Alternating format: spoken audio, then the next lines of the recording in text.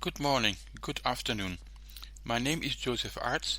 I am a consultant in medical informatics, a CDISC volunteer, and have been specializing in the last few years in integration of CDISC and FHIR.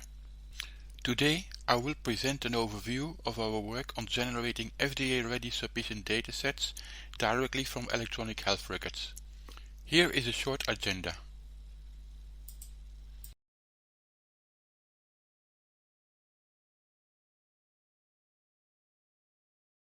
How does the classic SDTM generation process work? Starting from a study protocol, still usually a Word or PDF document, case report forms are generated, nowadays mostly in electronic form, and then study data is captured using an EDC system. Often, first after study end and database closure, the captured data is mapped to SDTM by programmers. This is a difficult step, as one does usually not know what exactly will come, and every data point needs to be categorized into not only SDTM domains, but also assigned and sometimes also derived to one or more variables. This is a process that usually takes several weeks. Furthermore, the defined XML is often generated post-SDTM, which is bad but traditional practice. The better way is to set up a prototype defined.xml using it as a specification at study start. Why does SDTM generation take so long? There are several reasons for this. First of all, our protocols are not very specific about which tests need to be performed. They usually do not contain pre-coordinated test codes for the test, like line codes. Furthermore, all the captured data needs to be categorized into one of the, by now already almost 100 domains, and be mapped to the correct variables, unfortunately also with a lot of redundancy. In some cases, unit conversions need to be performed, not only for standardizing results, but also due to the inflexible nature of the CDISC code list for units, which also has no support for unit conversions at all. So, how can we do better? First of all, we could do much better by using pre-coordinated controlled terminology right from the start. Protocols should already contain line codes for tests and SNOMED CT codes for other information for which a SNOMED CT code is available, like the code for the disease and, for example, for bacteria and viruses. Within CDISC, after discussing this for more than 10 years, we still do not have a machine-readable protocol. FHIR is ahead of us there, with the new resources for clinical research. What we will demonstrate today is that when using pre-coordinated controlled terminology right from the start, the generation of SDTM datasets can be done in minutes instead of in weeks. As SDTM still refuses to allow coding systems that are used in healthcare, we still need to map. And automating this is what I have been doing a lot in the last year, for example for the case of laboratory data and COVID-19 microbiology tests, but also for other domains. When Loink started publishing emergency test codes for COVID-19 early 2020, I immediately started mapping these to CDISC control terminology for the MB domain. I offered these mappings to CDISC for use in the interim COVID-19 user guide, but they were not interested, with the argument the FDA does not mandate the use of line coding for MB. That such mappings can enormously help to automate generation of SDTM datasets directly from electronic health records seemed to have beyond their horizon. Our mappings were then deployed as a RESTful web service on a public server, so can be used by anyone or any application. We had already done something similar for vital signs Loink test codes, and also these mappings have been deployed as a RESTful web service. What you see here is a server response when asking for the mappings for the Loink code for body mass index. After CDISC published the Loink CDISC mappings for laboratory data, we soon realized that the number of mappings was far from sufficient for work in the area of real-world data, so we extended that mapping. For vital signs, we now have developed almost 600 mappings, and for COVID-19 microbiology we currently are at 150 mappings. We however also started developing mappings for ECG tests. Now, as this is a huge amount of work, you will probably ask, "Hey Joseph, why the hell are you doing this?" Well, I hope to show it by demonstrating the automated generation of SDTM datasets from electronic health records for these domains. We must take into account that electronic health records do not know anything about CDISC standards, and it is also good so. They do not know anything about CDISC domains, which, by the way, is an extremely arbitrary categorization.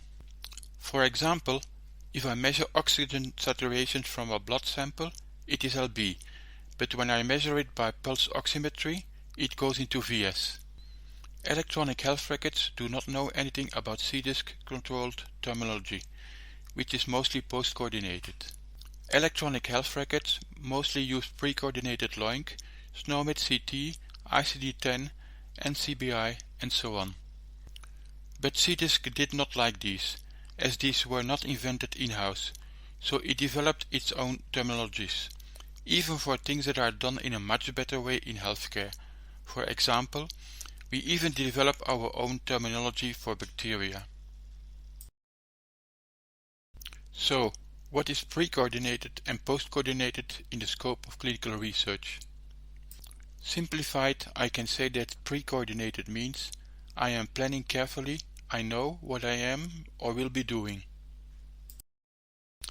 And then post-coordinated means I do not know what I will get in advance, I am planning in vague terms like measure glucose in urine, so I will repair afterwards, usually by mapping. So, when using real-world data, we will need mappings, from pre-coordinated to post-coordinated, for example from LOINC to CDISC CT. In the last year, we have developed prototype open-source software to generate DM, LB, VS, MB, MH, CM, RELREC and SVS datasets directly from electronic health record systems that have a FHIR API available. The findings domains of these use the mappings that we developed. We are currently working on extending this for the EG, exposure and adverse events domains. In principle, the approach that we use can be applied to almost any other domain, including trial design domains, using the new clinical research specific FHIR resources. Okay, let's do a demo. When I start the software, it asks me which EHR system to use. For testing, we used a set of publicly available test and demonstration EHRs. For the demo today, I am selecting the COVID-19 CTIA demo system.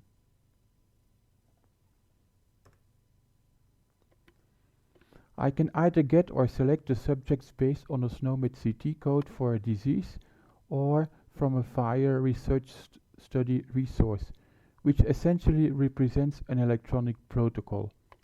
For the demo, I will select a research study.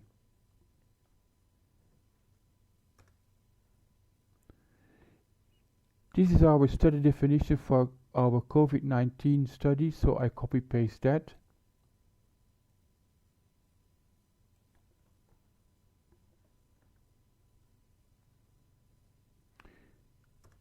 It then generates a list of all our patients in the study. I can now choose between all observations found for these subjects or select a set of LOIN codes of tests for these subjects. In the former case, the system will try to categorize each test into an SDTM domain. I'll take all observations.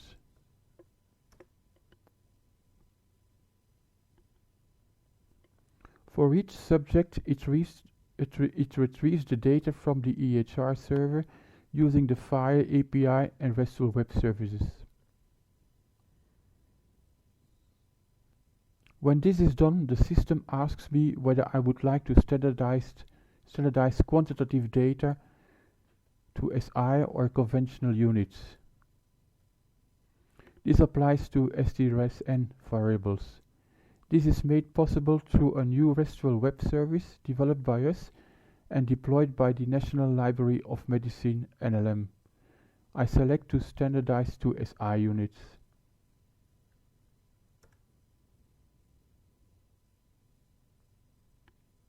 Similarly, for the VS domain, I can standardize to metric units for VS STRSN.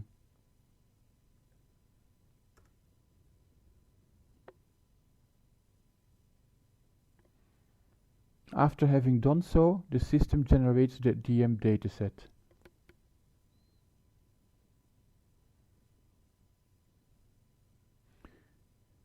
It now also asks me whether I want to generate a medical history dataset. Of course I want that. Medical history is taken from the condition resources in the EHR system.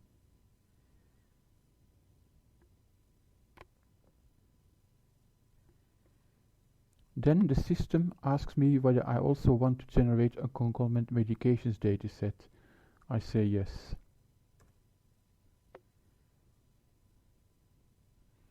If you look carefully, you see reason for medication passing by, referencing a condition. This smells like a RELREC, isn't it? So I say yes when I want to generate a RELREC dataset.